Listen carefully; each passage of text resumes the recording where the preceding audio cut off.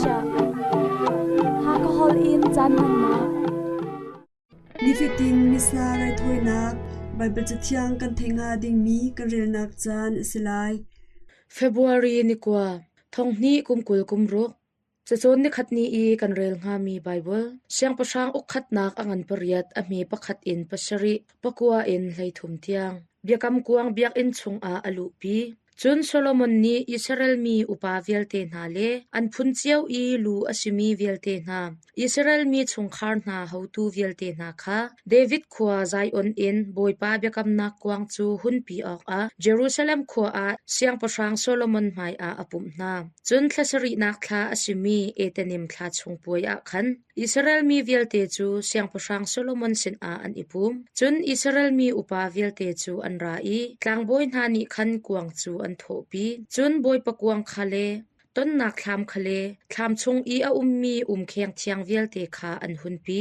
tlangboi na le levi mi na ni an hunpi na chun Solomon siang pasang le Israel mi bu velte ama I apum mi na ni chun ama he kuang mai a khan tu le cho tum tam tuk hring shan an thoi na cha a zaizat an si kha ngal chok le rel chok an selo chun tlangboi na ni khan boipa bekam nak kuang chu ama hun a in chung chung chin mun thiang bik cherubim na thlatoi a khan an chia zaitin tia cherubim na ni khan kuang nak hun chung a khan an thla an sam na I chu cha a kuang le alang na kha cherubim na ni chun an hu na Israel mi ni Egypt ram in an chuatek a boipa ni an ni he bekam nak atu anak Horeb tlang I Moses ni akhup mi lungtlap pani na da ti lo khachu kuang chung a zaiman a lo chun tlang boi kha mun thiang chung in an chuatek a boipa in chu min mai akhat chu cha a min mai ruang a khan rian tuan ok a tlang boi na chu an dir khau lo zaitin tia boipa sun par nak chu boipa in kha akhat biak in pathian sin pek chan nak chun Solomon ni atho I boipa nang ma ni khi van a khin na chia siman se lo acha mi mui nak chung a ka lai na ti asung loi mi in nang ma kan sak piak chang zungzal in na nak ding cha a tia ati boipa bia si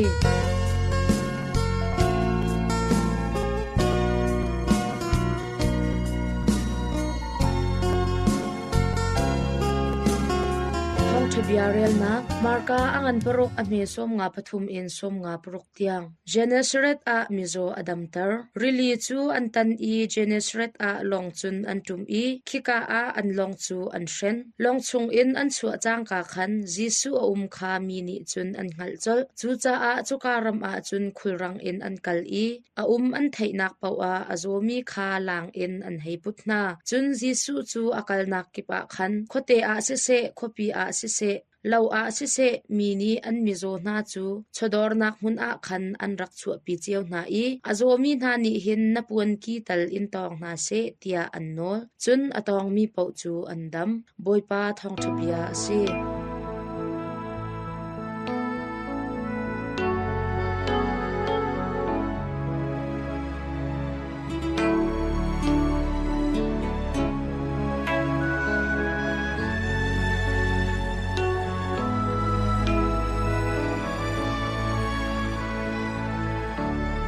dot mi ulenaw na biak na kong he pe tlain nihin kan rel mi mathai angan kulathum ame pakhat in hlaini chunga zetinda kan chim kan rel lai zebentuk lungputda kan ngai lai timi kong he pe tlain tampi Jisu Khrini fiang tein akan chon piak biak nak ti mi chu pathian le minung kara ngai ding mi rorem nak long silawin minung pakhat la pakhat chungzonga ruarem ten umding timi kan boipa Jisu Khrini abik in alangtar du mi ase kam thluna pathian ni Moses mangin Israel mi na he irem nak hading cha nolbia parha arapek na I nolbia parha arak na nak sulam chu Israel mi na le pathian karlaka dai nak le thai thiam nak kho nak hading cha le pathian chunga andot nak alang chin chini pathian ni khat an zum pathian an thai ani bauchan nak ngading cha ase semen se lo biak nak ti mi tlangtar tangpia hin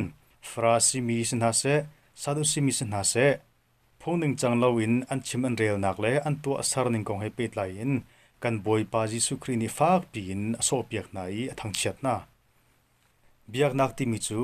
harsat nak khur chunga atlami na nen chi ding silawin khaban tuk I harsat nak atong mi na kha kham ding le bom chan ding ase chutin silawin frasi min hale sadu simina ni harsat atong mi sna se mini anne so mi sna se mi sifak sna se mi sol mi sna se pathian he ani hlachin lamang nang hading cha tuwa namne lungput in anrak kal mi kha kan boipa Jesu Christ ni adu lowi thong tha chim naga se hiban tuk phu na antu asar ning kha arak thang chet lamang na biak nak ti mi chu atha ba mi harsat nak atong mi angai echami na kha nem le tha jang pek ding ase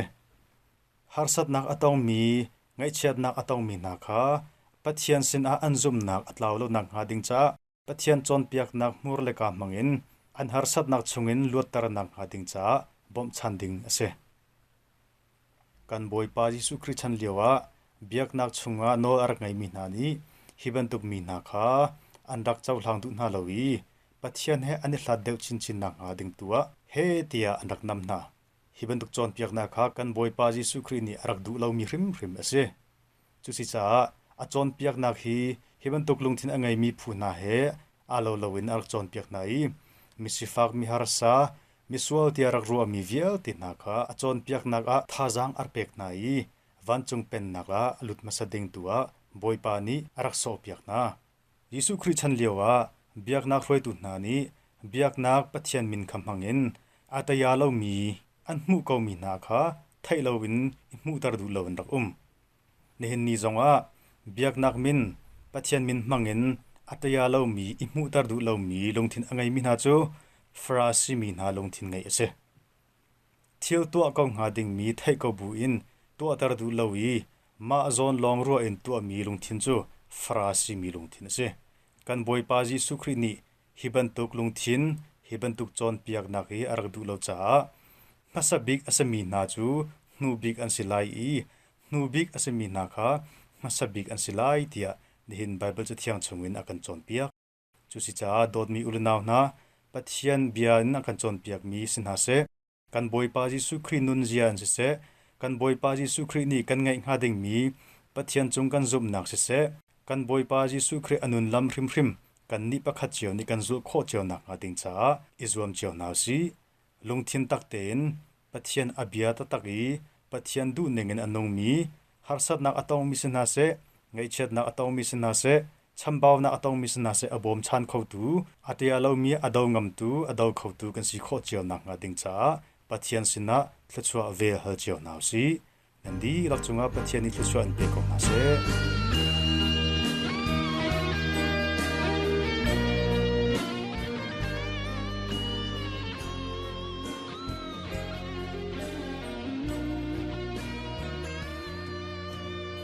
Atu chu Catechism of the Catholic Church to me Catholic bupi pathian bechon na kan ngai nak chan asri lai Catholic pathian bechon nak timi chak chung in minung ni pathian athai timi kong kan nak chim lai pathian du nak chu minung lungthin chung a tial se zaicha tia minung chu pathian ni ama cha a ser I pathian ni minung kha ama sin a anu zongzal bitak le nop nak kha ngol lo in akol lengmang mi na ni pathian sin long long a an mu lai hlalio pi in hin tiang minung ni pathian an kol na kha biak nak lei an zum nak an biak ning chang an zia za an thacham nak an rai thoi nak le adang aphun phun in an langtar zeicha tia hring sor tu pakhat in pathian ni mi phun vial te kha volei chung di lak a di ak in asar na an chan le an na hun cha a aramri akhia piak din ha chu an ni pathian kha an kol e pathian kha an thei thiam e an huna nga cha a se angai te ti a chun pathian chu a hau kan sin chiang man in a hla lo zeicha tia ama chung a kan nung kan chol chang e kan lamkal tu angan hlai sari a me kulruk in kulriat siman sei lo minung ni pathian he kan ipe tlai na hri hi kan phil kho kan zau khen kho I lang han pi zong in hlot kho asiton ma long thin ngai nak hi kong lam tampi angai kho volei chung a ummi thatlo na kha dau nak biak na kong ngal lo nak le zaire lo nak volei chung long re thai nak rum nak le zum tu na I lam thalo mu sak nak biak nak he aral chan mi tu chan ro nak le amhadong bik a sual tuk ruang a pathian kha ti in ithu nak le ama au nak in zamdu nak ti mi misual lungput na hi an si boy pa akol mi an long thin chu ilom kau se tia sam zale panga me pathum a kan hmu kho minong ni pathian kha phil asilo a hlo man usilo pathian ni minong kha ama kol ok a ngol lo te in a uzong zal ko nun nak le nom nak kha mu na se ti adu uzong zal siman se lo pathian kol nak cha a phim nak di lak le lung thin di lak kha man a hau e pathian kol nak a chompiak tu zong an her pathian mi sam in ser asi ama kha ngal ok le dot ok a au asimi minong ni pathian ngal nak lam kha an mu chun ha chu pathian om nak kong te te pia nak an si pathian kol nak lam chu phun ni a apakhat nak sarmi walai le minong hi an si pakhat nak sarmi walai azol chang nak arak sem nak asi chan nak ning chang te in a nak le ado nak na ni hin pathian chu zaizong vel te a thok nak le adok nak asi ti kha akan ngal tar kho michiang pol ni gentle mi kong achimi bang khan asigo zecha tia pathian kong ngal kho nak chu an cha a afiang ko pathian ni ahmu sak chang ha walai ram thok in mu kho lo mi asining amin in kachim a chun ahmun zong zal mi a thon nak le a pathian si nak chu sarmi thilvial te chung a mu kho arak si chang tia rom angan pakhat a me hlai kwa in pakul le lamkal tu angan hlaili a me hlai nga hlai sari angan kolesari a me kolesari koleria tiang phim nak angan hlai thum a me pakhat in pakwa a kan hmu kho mithiang augustine ni hibang in bihal nak arak to bal walai ado na kong hal toa really ado na kong hal toa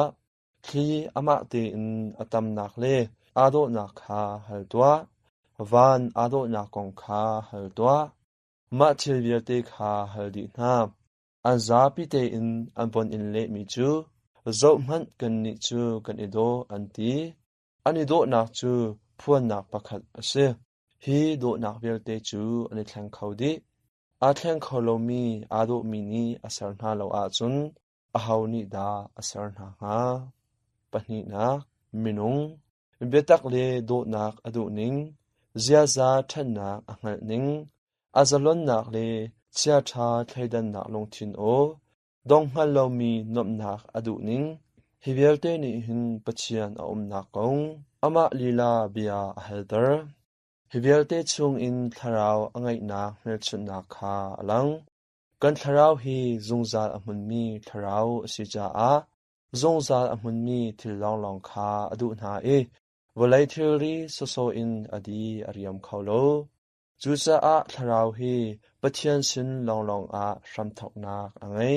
walai le minong ni ama te in an ram thok nak le an dong nak an ngei lo e ram thok nak le dong nak angai lo mi pathian thong in kan city kha an hmu sak chuti chun minong ni thilvial te a thok nak le adong nak asimi thil kha arak ti kha an rak ngal e chu mi kip ni pathian tia an rak au minong ni pathian a na kong tlompal chu angal kho siman se lo pathian he inai e ekom oka pathian ni ama ashum kha minong sin a iphuan adu e